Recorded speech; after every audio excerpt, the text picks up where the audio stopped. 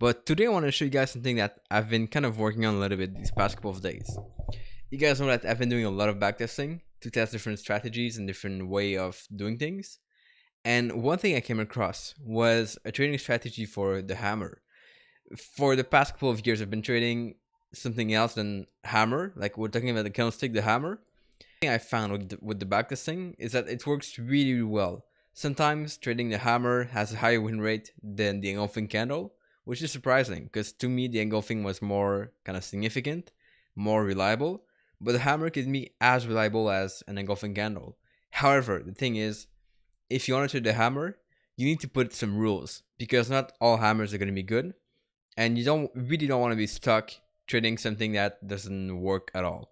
So I want to show you guys today some of the rules that I've been using and a little bit how to use a hammer if you want to trade that way. The goal, and we'll dive into that right now. So let me just change this right here. So let's get into the rule of that thing first. Okay, a lot of things that I've seen in the past is that people confuse the terms like hammer, pin bar, like there's a lot of different things, and they're not exactly the same. When we think of a hammer, though, we need to be very precise. And the first rule for trading a hammer is that a hammer is only going to be valid if the body is 1/3 of the whole candlestick. Okay, this is kind of a rule that you'll find in textbooks or in different books about candlesticks, sometimes online. But you just need to make sure that we make this difference because a lot of the hammers that are not reliable are not gonna have that. They're gonna have bigger bodies.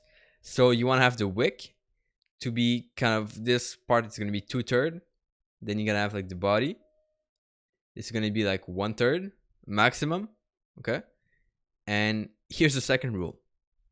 Second rule is you never want to trade something that shows indecision in the market. Okay, that's like you could trade that, it's fine. But to me, it's not the way I want to trade. So if your hammer is something like this, that's not the hammer, right? That's indecision because you have two wicks on both sides.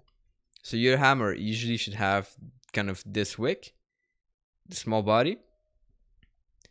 And then if it's going to have like something here, a wick below, it's going to be very small. Okay, that's the type of hammer you want to have. The body here doesn't matter. Okay, the body here doesn't really matter. It could be a bullish body, could be a bearish body, whatever. Okay, so that's fine. So the second rule is you don't want to have indecision. So I'll just put a high so you guys remember. Okay, that's the second rule. Now the third rule is that in my experience, and that works for pretty much any candlestick pattern, using only the candlestick pattern, only the hammer is not good. You don't want to be trading only one thing for a simple reason. And the reason is that one simple thing is not reliable. Okay, it's not confluent. And whenever you trade, you want to have the confluence in the market. So confluence comes from having many things. That's going to be maybe having more indicator, having some confirmation with the trend. And we'll talk about another way also to make this confluent, but that's the third aspect. Okay, so I just want to make this clear right now so you guys understand a little bit what this is coming about. So first of all, you want to have maximum of 1/3 for the body. Okay, the wick should be 2/3. No indecision, meaning no kind of just in between. Usually what you're going to see with indecision is that it's going to be like whenever you have kind of a what we call a doji. Okay, that's indecision because you have a wick on both sides. Okay, you don't want to have that. You want to have something clear in one direction. And I'll just mention this here because some people see there's different terminologies, and I'm not aware of all of them because my job as a trader, I don't think is to memorize the candlestick pattern. To me, that's not the point of trading. It doesn't make any sense. But I want to consider the hammer valid only when it's going to be if it's going to be at the top of a trend, it's going to be like this. And if it's going to be at the bottom, it's going to be like this with the wick pointing down. Okay, I don't want to consider when it's going to be like this here at the top. Okay, I don't consider this a hammer. For me, hammer has to be kind of this part here above the body when it's in an uptrend, and then the wick below the body when it's a downtrend. Okay, that's what I want to consider trading. So, and the third aspect we said is confluence.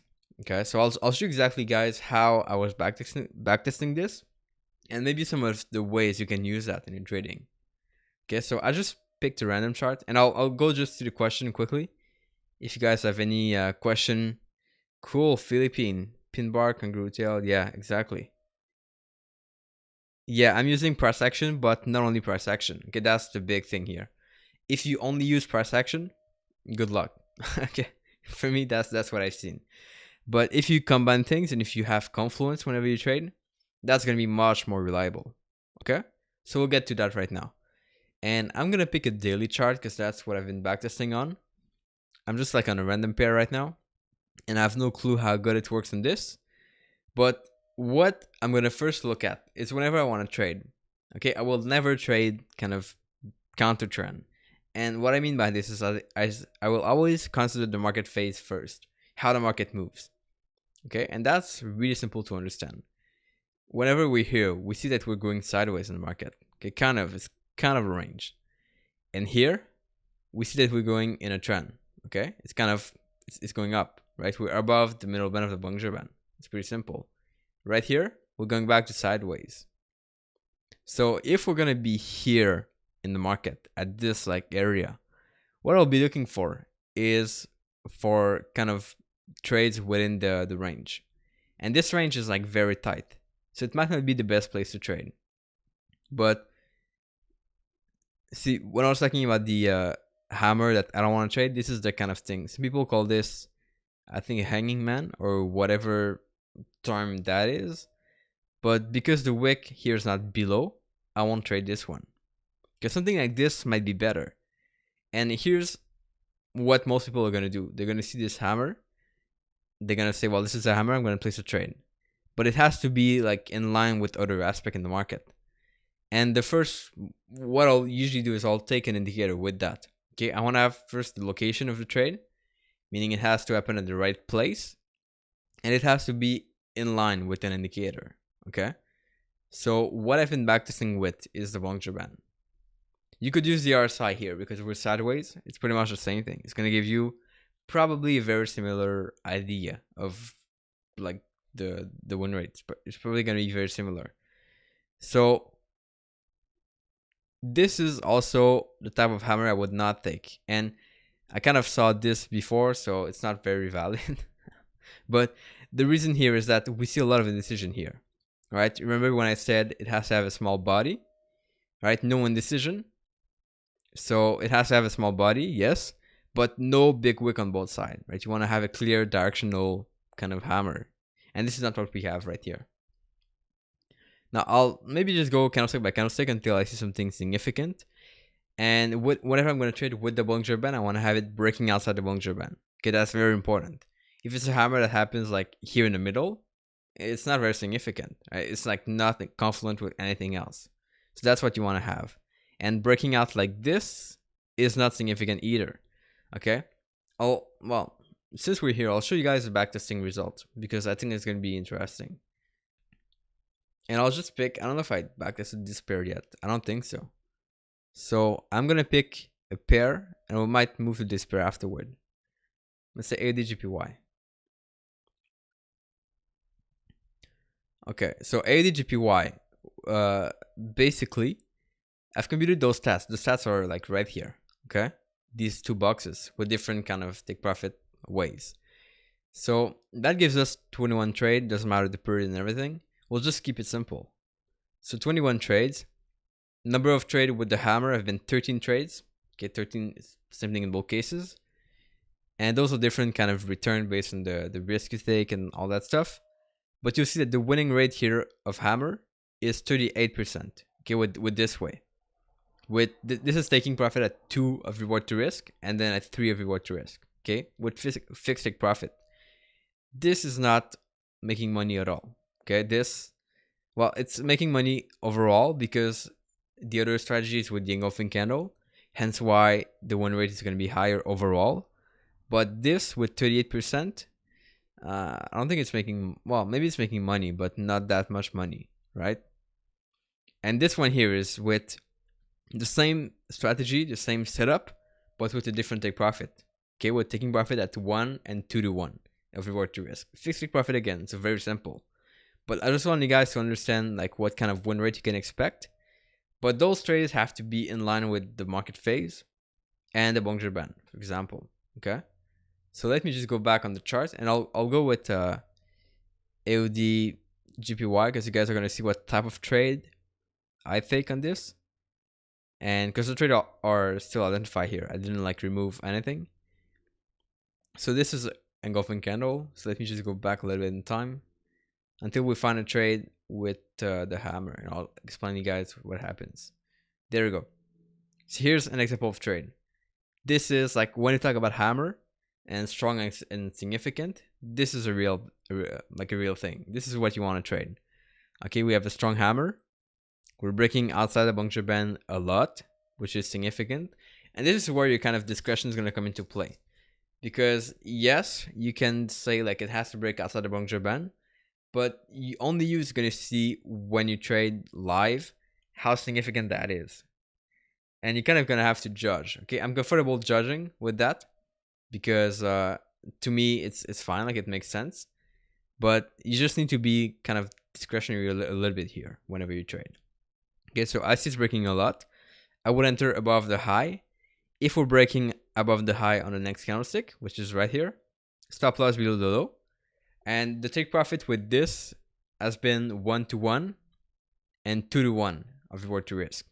Okay, so that gives us 1 to 1 pretty much here. We're taking the first take profit here at 1 to 1 and the second one at 2 to 1. But here you'll see that it doesn't go 2 to 1. Okay, so we only take partial profit. That's what gives us a break-even trade. But I want to just bring your attention on something though that I didn't mention yet. And that's the fact that on a lot of these trades, what I found is that the trades are much more reliable and significant whenever you have a confirmation candlestick. Okay, so what I mean by this is that the next candlestick after your kind of entry setup, which is this candlestick, the next one has to go in the same direction as your trade. Okay, so if you take a buy trade, the second candlestick should be bullish. Okay, that's just a thing I've seen. If it's a bearish candlestick, what I'm working on right now is to scratch the trade. So this trade would have been scratched, basically kind of like you get out of the trade at the close of this candlestick because it doesn't close in the right direction.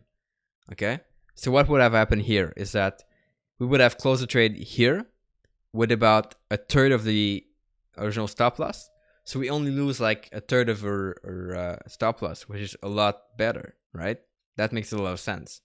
So that's something that you can do, and that's something that I'm gonna implement for sure, because I've seen that the trades where you have a candlestick in the same direction, right? So let's say a bullish candlestick here, are much more reliable. So let's try to see if we can find an example of that in the backtesting. Okay, this is again another example where we didn't have the confirmation, but it happened with a strong hammer breaking outside the Bollinger Band. You'll see that the next candlestick is a bearish candlestick, which is why we don't have the confirmation, as I said.